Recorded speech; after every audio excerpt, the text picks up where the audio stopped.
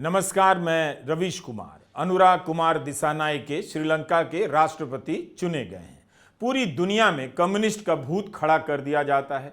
America के चुनाव में भी खड़ा किया जा रहा है। कमला हैरिस जैसी घोर नव उदारवादी नेता को ट्रंप मार्क्सवादी बताने लग जाते हैं। इसी से पता चलता है कि दुनिया में मार्क्सवाद के नाम पर भूत खड़ा करने वाले कितना कम जानते और समझते हैं। लेकिन क्या अनुराग कुमार दिसानायके को मार्क्सवादी खांचे में आप फिट कर सकते हैं, जिस खांचे में दूसरे मार्क्सवादी नेताओं को देखते रहे हैं, हिंसा की राजनीति का समर्थन करने वाले रहे हैं और तमिल विरोधी स्वरों को बढ़ावा दिया है? इनका राष्ट्रपति बन जाना और इसके जो कारण है वो श्रीलंका के हालात में ही है। उनसे पहले की आर्थिक नीतियों ने इतना सत्यानाश किया है और अराजकता फैलाई कि जनता प्रमुख विपक्षी उम्मीदवार साजिद प्रेमदासा और राष्ट्रपति रानिल विक्रमसिंघे को पीछे छोड़ते हुए राष्ट्रपति के पद पर अनुराग कुमार दिसानायके को ले आई। अनुराग कुमार दिसानायके कौन है? इनकी पार्टी जेवीपी की राजनीति कैसी है? क्यों इन्हें भारत विरोधी नेता के तौर पर देखा जाता है? इस वीडियो में हम बात करेंगे। लोग आश्चर्य कर रहे हैं कि जिस इंसान को 2019 के राष्ट्रपति चुनाव में सिर्फ 3% वोट मिले और उसकी पार्टी को यही कहकर चिढ़ाया जाता था कि 3% वोट मिले हैं, वह पार्टी सत्ता में कैसे आ गई? 2022 में श्रीलंका में भयंकर आर्थिक संकट आया था। जनता इतनी तबाह हुई कि शक्तिशाली गोटाबाया सरकार का तख्ता पलट हो गया। जिस तरह से बांग्लादेश में शेख हसीना के सरकारी महल में जनता घुस गई और उन्हें देश छोड़कर भागना पड़ा, श्रीलंका में भी जनता राष्ट्रपति के महल में घुस गई थी और उन्हें देश छोड़कर भागना पड़ा। लेकिन कमाल की बात है कि जनता ने खराब नेता को कुर्सी से उतार दी, मगर देश को अराजकता में नहीं झोंका। जल्दी ही श्रीलंका शांत भी हुआ और वहां चुनाव हो गए। इस चुनाव के नतीजे बताते हैं कि जनता का मोहभंग सिर्फ सत्तारूढ़ नेता या दल तक सीमित नहीं है, उसने पूरे के पूरे राजनीतिक तंत्र के प्रति अपना अविश्वास जाहिर कर दिया है। एक साथ दोनों प्रमुख दलों को पूरी तरह खारिज कर देने के नतीजे को देखकर किसी भी देश के दलों को संभल जाना चाहिए कि एक दूसरे की गलतियों का लाभ उठाकर बार बार गिनवाकर आप राजनीति में लंबे समय तक नहीं रह सकते। काम भी करना पड़ेगा। जनता ने उन्हें भी हरा दिया जो 2022 के तख्ता पलट के बाद प्रधानमंत्री बनाए गए थे। मौजूदा प्रधानमंत्री रानिल विक्रमसिंघे और विपक्ष के नेता साजिद प्रेमदासा दोनों को हार मिली है और जनता उसे ले आई जो मुख्यधारा की राजनीति से बहुत दूर खड़ा था। अनुराग कुमार दिसानायके को श्रीलंका की मुख्यधारा की राजनीति में आउटसाइडर कहा जाता था और यही उनकी जीत का कारण बन गया। न्यूज़ 18 में डीपी सतीश ने लिखा है कि इस चुनाव में श्रीलंका की जनता ने उन सभी को नकार दिया जो स्थापित राजनीतिक परिवारों से आते थे। राजपक्षे, विक्रमसिंघे और प्रेमदासा जैसे तमाम नेता पीछे रह गए और एक साधारण परिवार से आया आदमी देश का राष्ट्रपति चुन लिया गया। अनुराग कुमार दिसानायके के पिता अनुराधापुरा जिला में एक खेतिहर मजदूर थे। जैसे भारत में लटियंस दिल्ली है जहां देश के तमाम वीआईपी रहते हैं, उसी तरह श्रीलंका की राजधानी कोलंबो 7 में भी वहां के सारे वीआईपी नेता रहते हैं। इस जगह के भी नेता चुनाव हार गए और सत्ता इनके हाथों से निकलकर पहली बार देश की श्रमिक जनता के हाथ में आ गई है।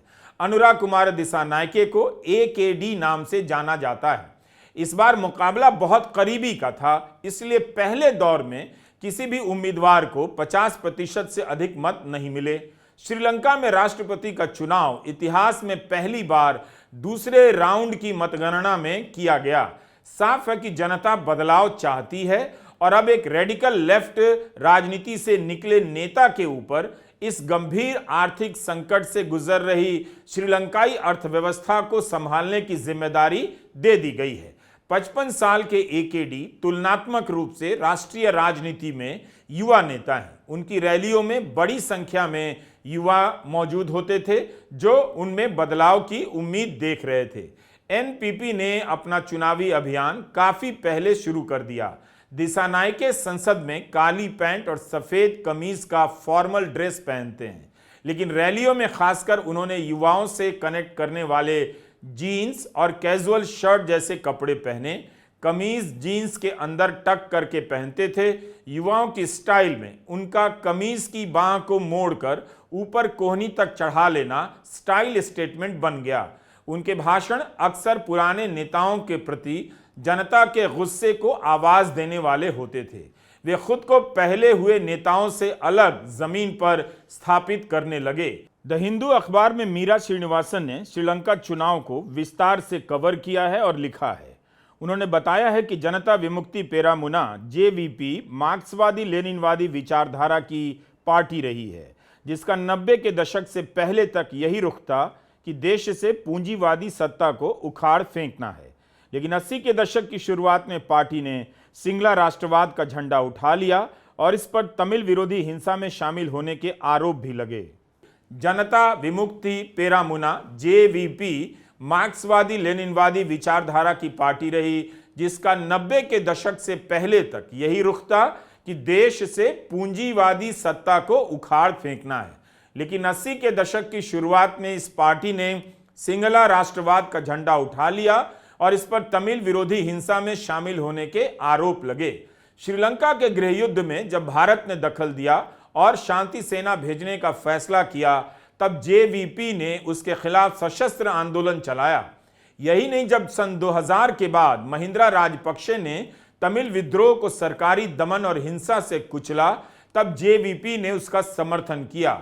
बाद में जब राजपक्षे सरकार पर मानवाधिकार हनन के गंभीर आरोप लगे, उन्होंने इस समर्थन पर अफसोस तक जाहिर नहीं किया। तो इनकी राजनीति तमिल विरोधी रही है। 1998 में यह पार्टी हथियारबंद क्रांति का अभियान चला रही थी, जिसे प्रेमदासा की सरकार ने हिंसा से ही कुचल दिया। अनुरा की पार्टी पर भी प्रतिबंध लगा। अनुरा के भाई को काउंटर टेरर अभियान में मार दिया गया। पार्टी से संबंध रखने का इल्जाम लगाकर अनुराधापुरा में उनका पुश्तैनी घर जला दिया गया। उस समय अनुरा दिसानायके 20 साल के थे। जेवीपी को लेकर राज्य की तरफ से जितना दमन हुआ, उससे अनुरा कुमारा दिसानायके का विश्वास जेवीपी में बढ़ता चला गया और वे पार्टी का सक्रिय हिस्सा बन गए। 1994 में यह पार्टी संसदीय राजनीति में आने का फैसला करती है और जल्द ही दिसानायके जैसे युवा नेता संसद पहुंच जाते हैं। 2000 में संसद सदस्य बनते हैं और 2004-05 में चंद्रिका कुमारतुंगा भंडारनायके की सरकार में कृषि मंत्री बन जाते हैं। 2014 में दिसानायके को जेवीपी का नेता बनाया गया। धीरे धीरे एकेडी की पार्टी गठबंधन की राजनीति का हिस्सा बनने लग गई और उसकी राजनीति बदलने लग गई। 2019 में दिसानायके के नेतृत्व में जेवीपी ने 2 दर्जन से ज्यादा छोटे राजनीतिक दलों, युवाओं के संगठनों, महिला संगठनों, ट्रेड यूनियन समूहों, दबाव समूहों, पेशेवरों, अकादमिक और आंदोलन से आए स्वतंत्र व्यक्तियों को जोड़कर नेशनल पीपल्स पावर अलायंस का गठन किया, जिसे एनपीपी कहते हैं। Centre left party Sri Lanka Freedom Party SLFP और centre right United National Party UNP और उनसे निकले दलों में बटी श्रीलंका की चुनावी राजनीति में यह एक तीसरी शक्ति का उभार है। पारंपरिक राजनीति से निराश बैठे युवा, खासकर सिंगला युवाओं को इस अलायंस में बदलाव की उम्मीद दिखने लगी और इसी नई उम्मीद पर सवार होकर दिसानायके गोटाबया राजपक्षे के खिलाफ वैकल्पिक उम्मीदवार बनकर 2019 के राष्ट्रपति चुनावों में कूद गए। लेकिन इस कदम के लिए उनकी बहुत आलोचना हुई और वह भी लेफ्ट उदारवादी खेमे की ओर से। बोला गया कि वे विपक्षी वोटों का बंटवारा कर गोटाबया जैसे कथित फासिस्ट नेता को वापस जीतने का मौका दे रहे हैं। दिसानायके फिर भी लड़े और उन्हें 3.16% वोट आए। 2020 में हुए आम चुनाव में जेवीपी के नेतृत्व वाले एनपीपी अलायंस की संसद में सीटें घटकर आधी रह गईं, 3 हो गईं। उनके विरोधी उन्हें 3% पार्टी कहकर चिढ़ाते थे। पार्टी के अस्तित्व पर संकट था, लेकिन गठबंधन ने जमीन पर काम करना जारी रखा और विपक्षी आवाजों को मजबूती से उठाया। दिलचस्प बात है कि इस बार उन्हें जिताने में उनके विरोधी मतों का प्रेमदासा और विक्रमसिंघे के बीच बंट जाना भी एक वजह रही, क्योंकि अगर दोनों के मतों को जोड़ दिया जाए तो वह 50% से ज्यादा हो जाता है। फिर आता है 2022 का संकट, जिसका किसी ने अनुमान भी नहीं लगाया था। एक अभूतपूर्व जन उभार ने सत्तारूढ़ राष्ट्रपति और उसकी सत्ता को सिरे से उखाड़ दिया। पूरा सिस्टम चेंज जैसे जनता का नारा बन गया। इस जन उभार का कोई नेता नहीं था, लेकिन इतना साफ था कि इसमें राजनीतिक व्यवस्था के प्रति अथाह गुस्सा भरा है। इस गुस्से के भयंकर दृश्य हमने अपने टेलीविजन सेट और सोशल मीडिया पर देखे ही हैं, जब राष्ट्रपति के घर में जनता का रेला घुस गया और उन्हें जान बचाकर आधी रात देश से भागना पड़ गया। पर 2022 के बाद जब पूरे राजनीतिक सत्ता तंत्र पर जनता का गुस्सा निकल रहा था, दिसानायके को और उनकी पार्टी को उस तंत्र के बाहर होने या एकदम हाशिए पर होने का फायदा मिलता है। श्रीलंका का आर्थिक संकट अभी टला नहीं है। श्रीलंका एक आयात आधारित अर्थव्यवस्था है और लोगों के भीतर डर है कि इसे बदला नहीं गया तो 2022 जैसा आर्थिक संकट फिर से आ सकता है। अनुरा दिसानायके के नेतृत्व वाले गठबंधन ने वादा किया है कि आयात आधारित अर्थव्यवस्था की जगह उत्पादन आधारित अर्थव्यवस्था लाएंगे, मगर आसान नहीं होगा, क्योंकि अंतर्राष्ट्रीय मुद्रा कोष के जिन शर्तों पर श्रीलंका को कर्ज मिला है उससे मुक्ति इतनी जल्दी नहीं मिलेगी।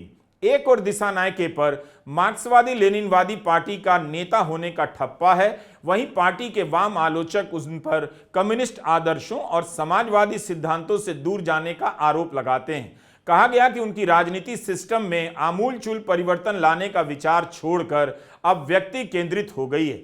वे पूरे भ्रष्ट सिस्टम को नहीं बदलना चाहते हैं, सिर्फ चंद भ्रष्ट व्यक्तियों को निशाना बना रहे हैं। आरोप यह भी लग रहा है कि पार्टी अपना दायरा फैलाने के लिए ज्यादा पॉपुलिस्ट नीतियां अपनाने की कोशिश कर रही है, लेकिन लोगों को यह अपील भी कर रहा है। पिछले चुनाव में 3% से इन चुनावों में उसके वोट 43% तक बढ़ गए।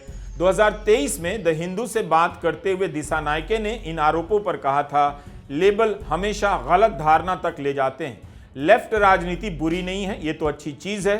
कुछ लोगों ने इसे लेकर बुरी धारणा बना दी है, इसलिए हम कहते हैं हमारा फोकस बहुमत आबादी के लिए काम करना है, इन लेबलों के चक्कर में उलझना नहीं। अनुरा कुमारा दिसानायके भारत विरोधी होने और चीन के ज्यादा नजदीक होने के आरोप से घिरे रहते हैं।